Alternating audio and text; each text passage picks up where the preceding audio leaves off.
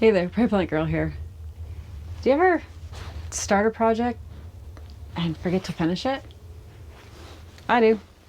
So I hung these peppers up here the end of September, I think. It's now November 12th. So they've been out here for over a month. They were supposed to be drying. That's what I've done in the past, is hung them up in here and they dried out. And they're not really completely dry yet, but before they had a chance to completely dry, they froze a little bit. But they still feel like I might be able to dehydrate them and use them. These are matchbox chilies. I grew them for the use of dehydrating and making into pepper flakes. And I haven't picked any, I haven't tasted any, I've never used this variety before, and I really don't want to waste them. So I'm going to take them down. They still look good. Like, I think they're still all right. So I'm going to take these into my greenhouse. I'm going to cut the peppers off. Then I think I'm going to set my dehydrator up in the greenhouse. It's going to be nice for a few days, so it should be a good location to do that and keep the strong scent of the peppers out of my house. We'll get them dehydrated out there, grind them down into chili powder or hot pepper flakes, I guess would be more the appropriate term of what I'm going to do with them. But so let's go cut them off, have a better look where the lighting is a bit better, and hopefully I can use these and I didn't just waste, like 8 months growing them to just leave them hanging out here and rot. Let's go to the greenhouse.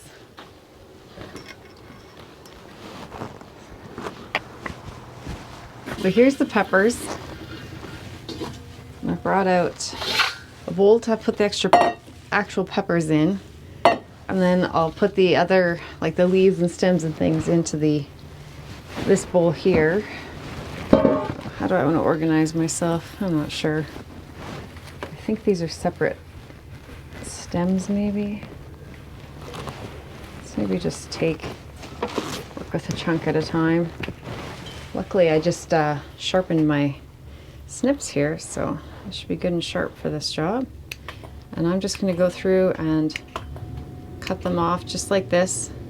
I won't make you watch me do every single one, but we'll get this job done, and then we can get to dehydrating. These look like they're in good shape. Like, they don't look like they've gotten rotten or anything. They've started to dry out a little bit, and then I suspect that's when the weather got really cold there.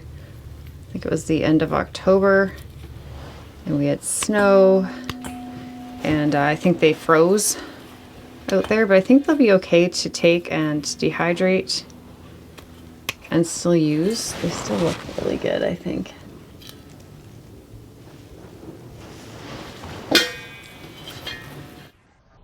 So what about you? Did you have any garden projects you started and then got busy and forgot about? Oh yeah, I was putting these stems in here. Put it in the comments below. I'm hoping I'm not the only one that does things like this. Maybe my channel should have been the Forgetful Gardener. I don't know. So you can see this one here. You see that? That's looking a little bit, it's probably just sun scald. But just because these have sat out there for so long, I'm going to toss that one just to be on the safe side. I suspect it's just sun scald. Oh, and this one too. That's a little mark on it. Most of them look pretty good though. They were definitely starting to dry. Like, this one's dried at the top just about. Luckily, I just got my whole greenhouse tidied up, sealed. I'm not too worried about critters getting into it.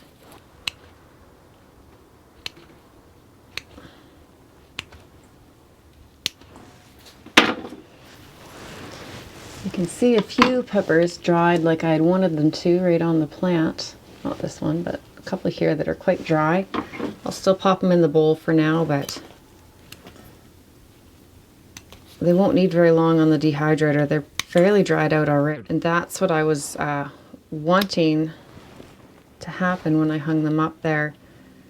This one looks like it got a little moldy or something on it there. I don't know if you can see that right there. Get rid of it. Don't need that.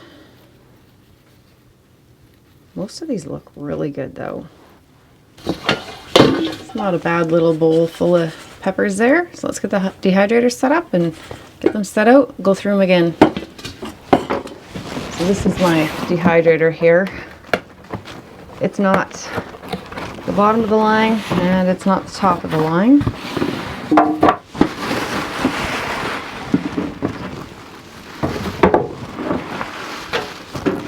Had it for a couple of years. I do use it, I just keep it in the box. So I don't use it that often.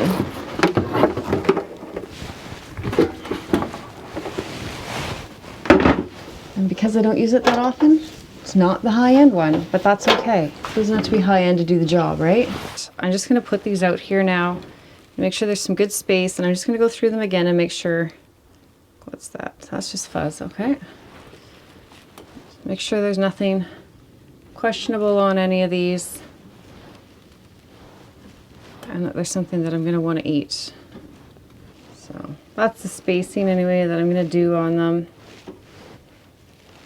And keep going, and when I run into some that maybe had some sun scald or something questionable, I'll just get rid of those. I do have a few here that are like fairly dry already, so I'm gonna leave those to go on the top rack. So I'm just gonna kind of put them to the side. You can't see it here, but I have a big stack of trays over here. So I'll just set any that look pretty dry already over there, and then they'll go on the top rack, because I do think they need a little bit of drying yet, but not as much as the rest. So.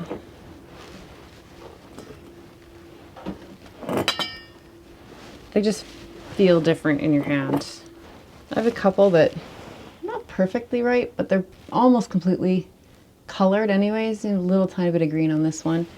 But I'm putting them in here. Peppers are still edible even when they're green, and I think that adds a nice dimension when you're doing things like pepper flakes, to just have a little bit of difference in the color.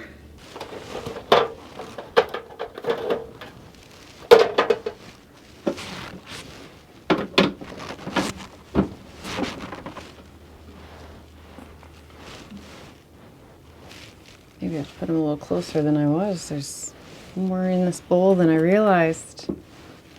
I was really spreading them out, but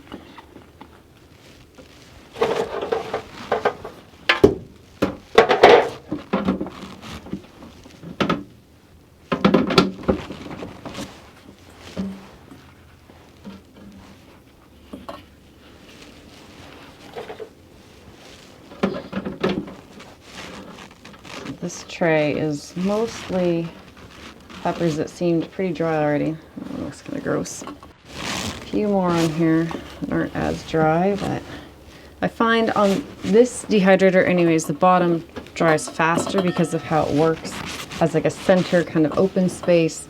The hot air is pushed up and circulated around. Okay, let's see if the book actually has a listing for peppers. It has bell peppers. I have not actually found this guide to be super helpful, but at least it gives me somewhere to start. So it says about 140 degrees for 7 to 8 hours. Now this is for bell peppers. You're supposed to have them sliced a 1/4 inch thick. These aren't sliced, they're not pierced, so they will take longer. Probably because of the nature of them. If they're not drying out, I will come back and I'll just pierce a little hole in each of them, or maybe a couple holes. Like I said, I usually just hang them and they usually just dry, so this is a little bit of an experiment for me, but I'm good at it. I have a little power bar under here.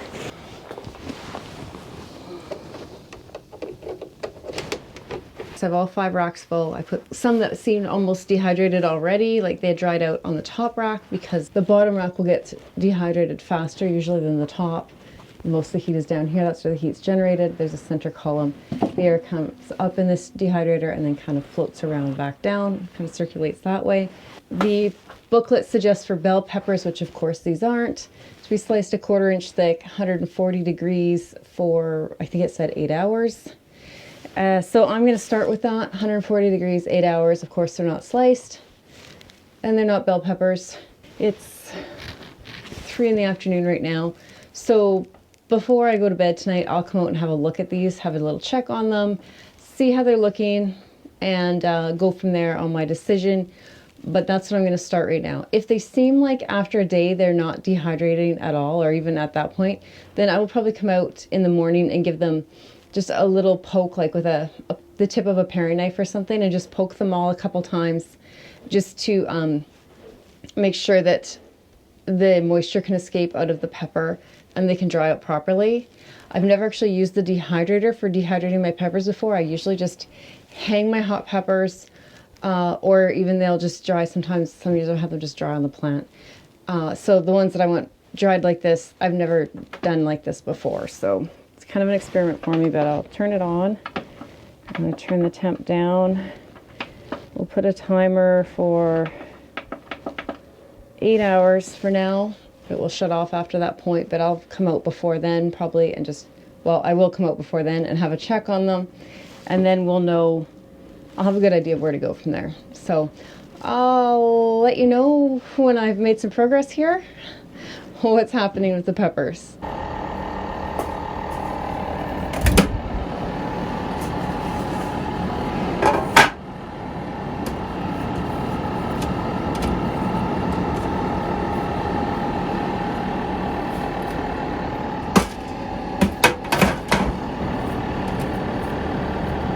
I don't know how well it shows up here. It's quite dark outside. It's been about 6 hours now, so I've taken 3 racks off. They felt like they're definitely getting drier on the top racks. And yeah, there's definitely drying happening here now. There's 2 hours left on the timer, but I think I'll bump that up, let it go longer, and I'll check on them in the morning after they've sat and cooled for a while. So it's now been about 18 hours since I had turned this on, and I came out before bed last night, a little earlier, and had a little look, and it seemed like some of these were really drying out, and some were still needing a bit more, so I just set it for 6 more hours just to be not having them get too bad, to allow some to dry out more. Since you can see here now, hopefully you can tell how dried out that is and how they make kind of a clinky sound. I can see this jar wasn't as clean as I thought it was, but it's just a temporary vessel here. So I'm going to take these that are definitely dry looking and feeling. Like this one's still, it's quite pliable and not crunchy at all, so it's not quite done. Whereas this one, I can't bend it at all. It's firm. So hopefully you can see the difference there. It's hard to show on camera. But I'll pull off all of the peppers that seem finished, and I'll go through all the trays here, and then I'll show you what I do next with them. I'm on the final tray here, just going through, and you never know, like these two are both really nice and firm. But then you have this little one here that was on the same tray and it's still all soft and movable. So you just don't know by looking at them. You have to actually feel them. So I've combined a couple trays, but it looks like I can combine a couple more here. Just put these all onto the same tray. A lot of these are close, but they're just not quite ready yet. So I've taken it down from 5 trays to 3 trays. Put the lid back on, and I'll let it go probably for another 6 hours. So I always have to make sure the temperature's down again, and I'll come check it. So I'll actually check it in about 7 hours so they've had time to cool off. And these will go in the jar, they'll go in the house, and I'll only fill this jar as they dry to about here, and I'm going to shake them a couple times a day and just check for humidity building up on the jar. Now I'll need to get a cleaner jar. This one obviously didn't go through the dishwasher very well, but if there's any humidity that's building up on here, then I'll take these and put them back on the dehydrator for a couple more hours just to make sure they're completely dry, and then I'll be able to process them. I'll tell you, it smelled really good in here when I came out last night to check on them. That delicious hot pepper smell. So these will go in, get shaken up, and keep checking on the humidity levels in the jar, and the rest will just keep dehydrating, and we'll continue on once I have a good amount in here that are good and dry. Okay, so I have all these beautiful peppers, nicely dried. They're so nice. These are gorgeous peppers. And they dried really nicely for me. As we saw already, some of them were starting to dry out on the plants. They didn't take very long at all, whereas some took around 18 hours. They're absolutely beautiful. The skins are almost translucent. I don't know how well you can see it, but I can actually see when I hold them up to the light. I'll show you. I don't know if it'll show up on camera, but you can actually see the seeds inside. So they're definitely a pretty pepper. So what I'm going to be doing with them is I'm going to be saving some whole, and I'll probably sort through. I'll find the largest peppers to save whole, and I like to pop those into my jars of pickles and other preserving, you know, throw them in a pot of chili even, just to give a little bit of heat that way. And that's what I like to do with some of the larger dried chilies, and the rest I'll be grinding down to make some chili flakes, or powder kind of, but it's flakes. I don't grind it down to powder size. So I'm just going to sort through my big jar here and find the largest chilies I can. These aren't a huge chili, these matchbox chilies, so there won't be really big size chilies, but I'll get what I can, and I'll just put them into a small jar like this. And that works well. Just pop a lid on. I have these little plastic lids that work on the canning jars for things like dry storage. They work really well for that. So now that I have a nice jar full of some nice hot peppers, chili peppers to use in some other recipes where I want them whole, we can start working on the flakes. So here's one that's just a little bit larger so you can see a bit better. And I'm going to need to come through and remove the stem end. Now, sometimes they'll just pop off. This looks like it's not going to pop off nicely. So I have a knife and a cutting board, and I'll just cut those ends off. Now I could have done that before drying, but I like to try and save the seeds. And sometimes if you cut them open too much before drying, then you'll wind up with the seeds all falling out. So I like to do it like this. You can do it however you like. Either way, you're going to go through and cut all the tops off. Then I'll just be using a little mini chopper. Mine is the one that comes with my Immersion blender. I'll put a link below if you're interested in it. But you may have seen, if you've watched a few of my cooking videos, I use my Immersion blender a lot. It just pops on here and converts into a little mini chopper. So that's quite handy for me. It actually makes a few tools. So now I have all of these beautiful peppers in this bowl here, and you can see the level it's at is right about almost half full, maybe slightly more. And so I'm just going to put my a motor attachment on here and just kind of pulse it pretty quickly, just to break these up into a nice size flake that I want to use for cooking. So you could keep going and grind it right down to powder if that's what you prefer. I like to use them as a flake, and so that's what I'm going to do with them. So we'll grind it down to a flake. I believe this was 2 plants of this matchbox chili.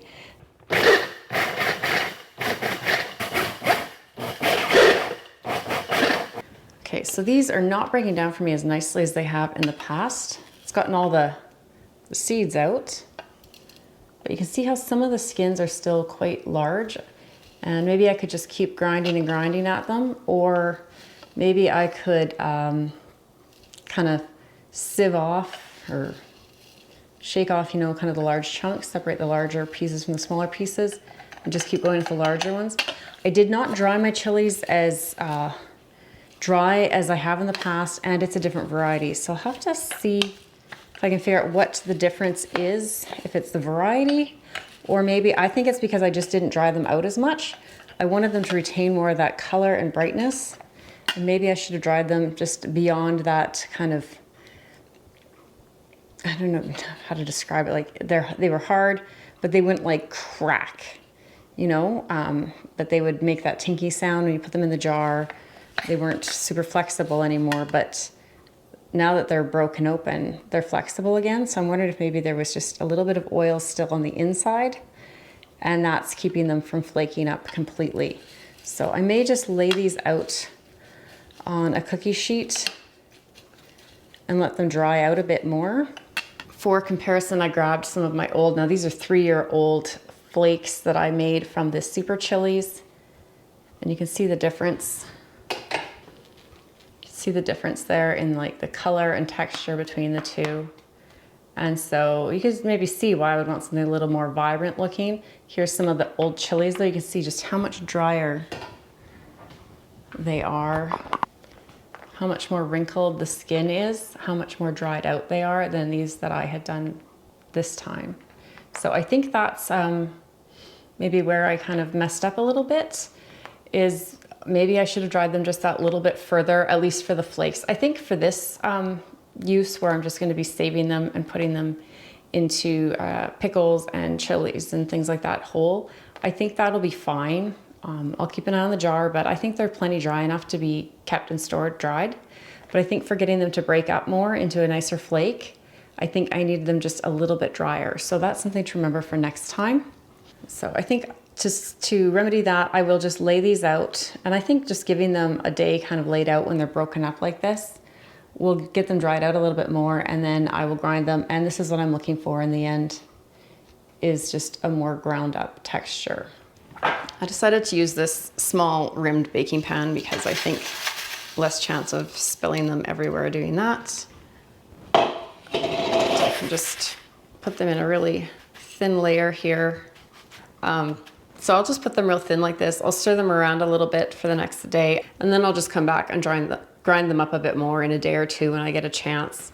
So I'll try and give you a shot of the end product, but I think I have enough clips to show you what the process is and what I do to make my chili flakes. And you know, we kind of ran into a little problem in the end here, but I think that's good learning too. So it's good to see, you know, it's not always a perfect process when we're doing things like this, but we can figure out what went wrong and try to solve it and move on from there.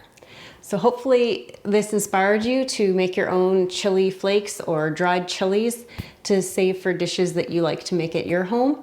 And if you have other ways that you like to do this method, or some comment on what I did here that you think the rest of the world needs to know, put it in the comments and we'd love to hear from you. So thanks for watching. See you next time. Bye.